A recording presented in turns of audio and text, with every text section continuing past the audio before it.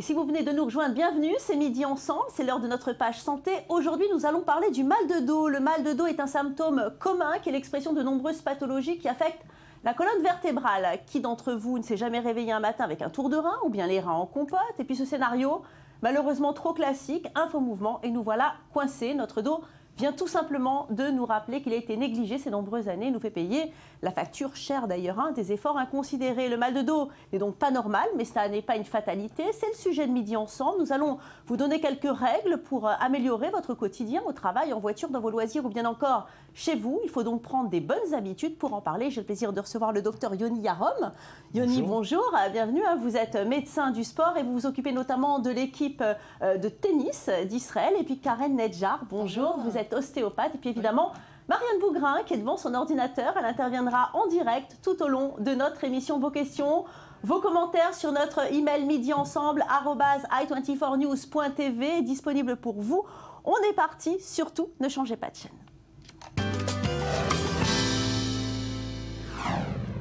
Et vous en souffrez peut-être, le mal de dos touche de très nombreux adultes et devient souvent chronique, d'origine mécanique ou inflammatoire. Il doit être traité pour ne pas dégénérer. Du simple massage à l'opération chirurgicale, la santé du dos exige parfois bien des efforts. Regardez.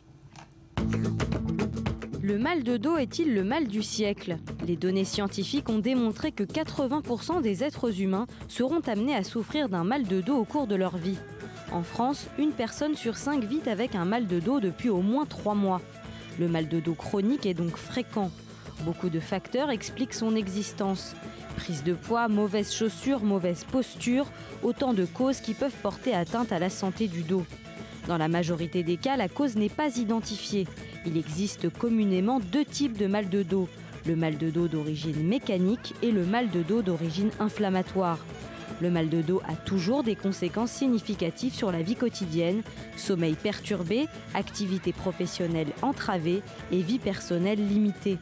C'est le mal de dos mécanique qui est le plus fréquent.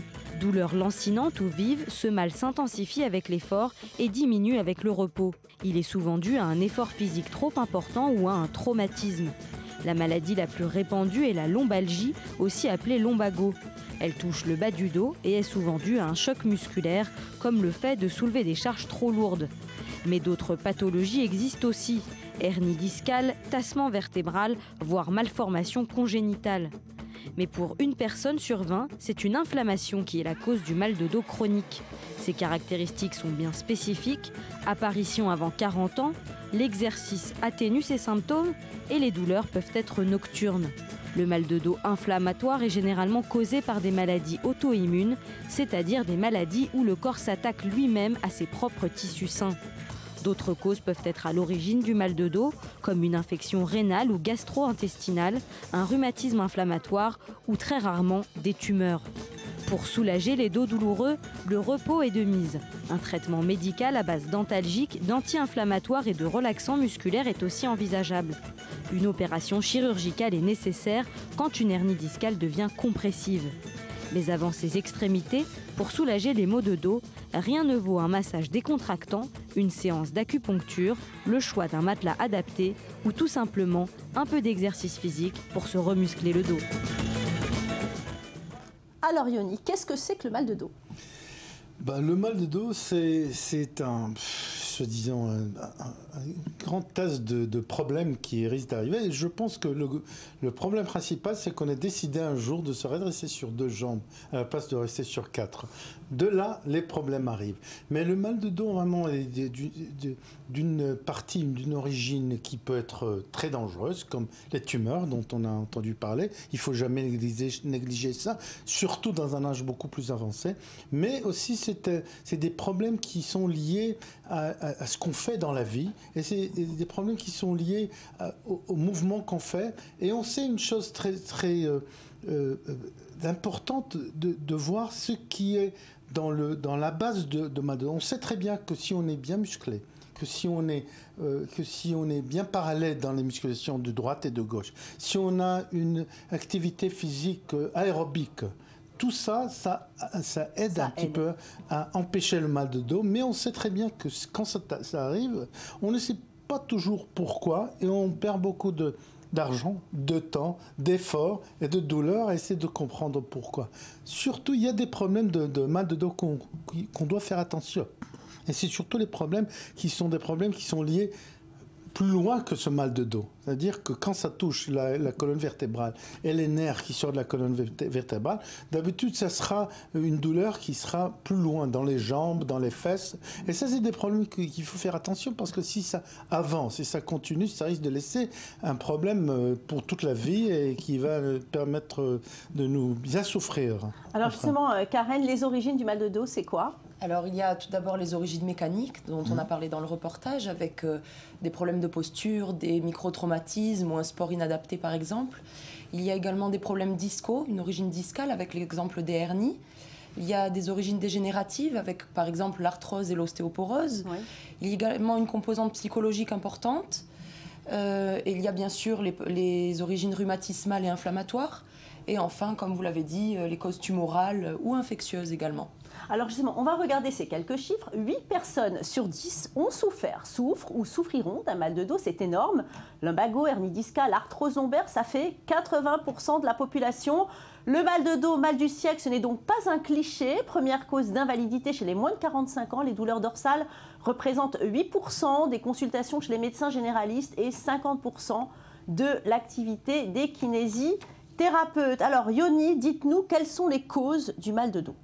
Eh bien, les causes dont Karen vient de parler aussi, ça peut être une douleur musculaire, donc c'est la plus courante, soi-disant, ou bien d'un côté. Si c'est d'un côté, d'habitude, on reçoit la personne un petit peu de côté et il faut redresser cette personne. Ça peut être d'une raison discale qui est assez courante. Et même mais vous, justement, vous êtes médecin du sport. Ouais. Est-ce que le fait de pratiquer du sport, finalement, ça va intensifier le mal de dos ou bien justement, ça va l'estomper un peu? Vous conseillez de faire du sport? Ça va améliorer. On sait très bien que les gens qui sont plus sportifs, le mal du dos qu'ils ont, à moins que ce soit un mal de dos qui est un problème mécanique, soi-disant, chez les adolescents, on souffre pas souvent, mais assez fréquemment de ce qu'on appelle une spondylolyse. Ça veut dire, c'est comme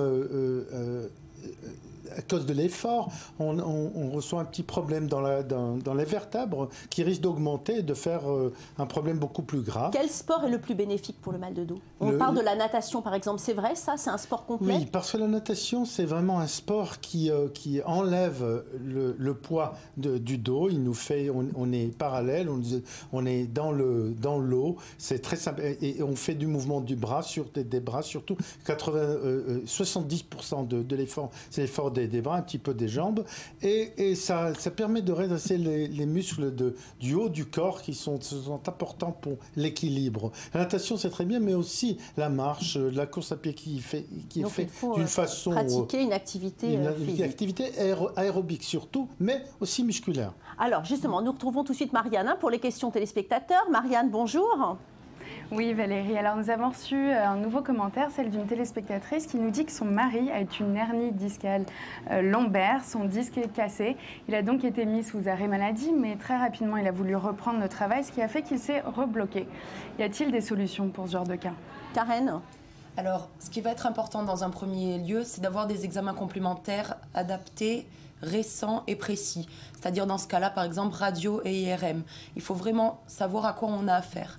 Parce qu'à un certain stade de gravité, comme la hernie cassée, c'est plutôt une hernie qu'on dit exclue, à ce niveau-là, les symptômes sont bien plus graves et bien plus importants. Et parfois, c'est même une urgence chirurgicale. On a des symptômes de type anesthésie au niveau de l'entrejambe, impossibilité de marcher, un déficit moteur très important. Donc, il faut vraiment savoir à quoi on a affaire pour évaluer la thérapeutique à adopter. Alors, Marianne, peut-être une autre question ?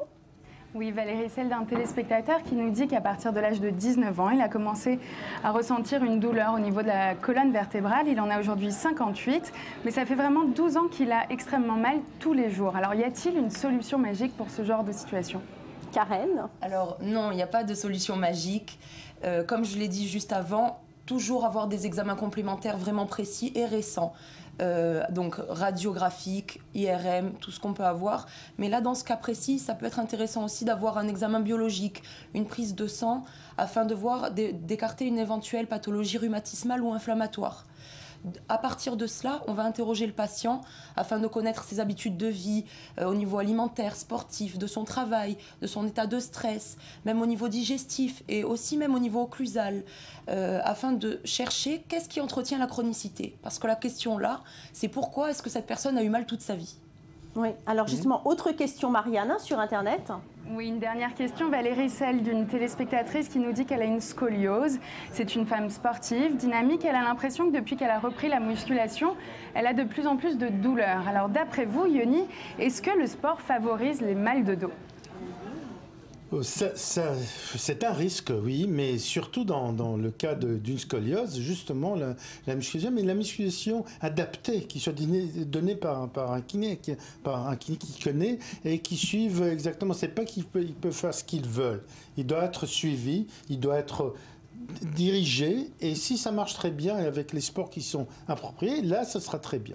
Alors justement, quand on a mal au dos, qu'est-ce qu'on fait? On va voir son médecin généraliste ou bien souvent un kiné, mais il y a aussi l'ostéopathie. Qu'est-ce que c'est l'ostéopathie? Comment ça marche, Karen? Alors l'ostéopathie, déjà, c'est une thérapie qu'on dit holistique, c'est-à-dire qu'elle va prendre le corps dans son unité, en globalité. Alors, c'est basé sur le fait que toute perte de mobilité, des articulations, des muscles, des viscères, des ligaments va entraîner une altération de l'état de santé.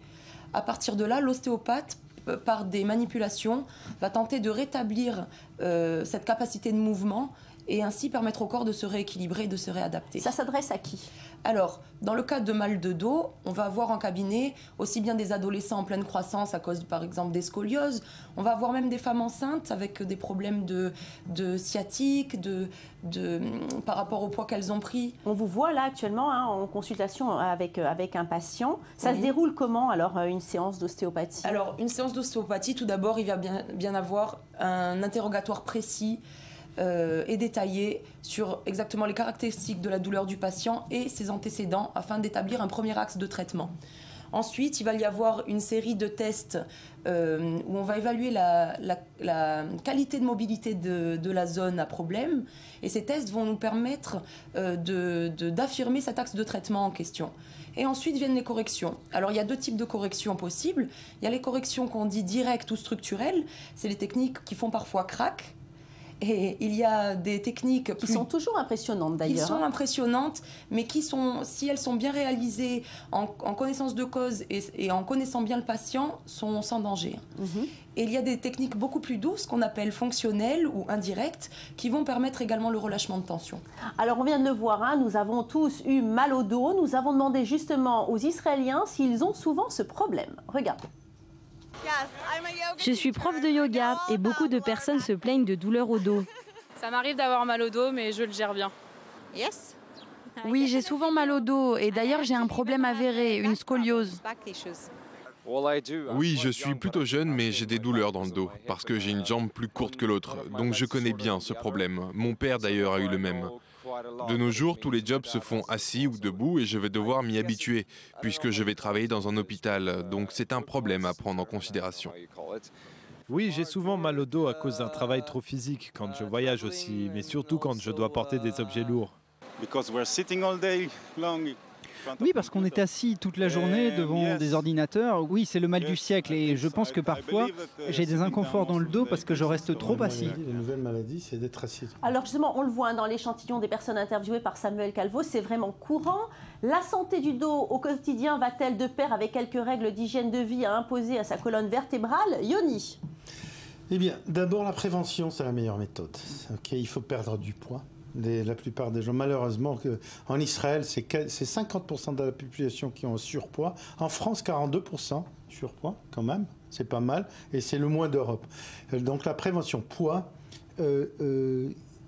exercice physique, exercice physique, surtout aérobique, mais aussi muscler le bas du dos. Matelas, un bon matelas. Comment on fait pour muscler le bas du dos? Et ben, c'est des exercices qu'il faut faire avec un spécialiste. C'est pas très difficile, mais il faut le faire d'une façon quotidienne. La natation, les gens qui aiment, mais surtout le cyclisme, la marche à pied, la course, tout va bien, à mon avis, à ce temps qu'on le fait d'une façon régulière.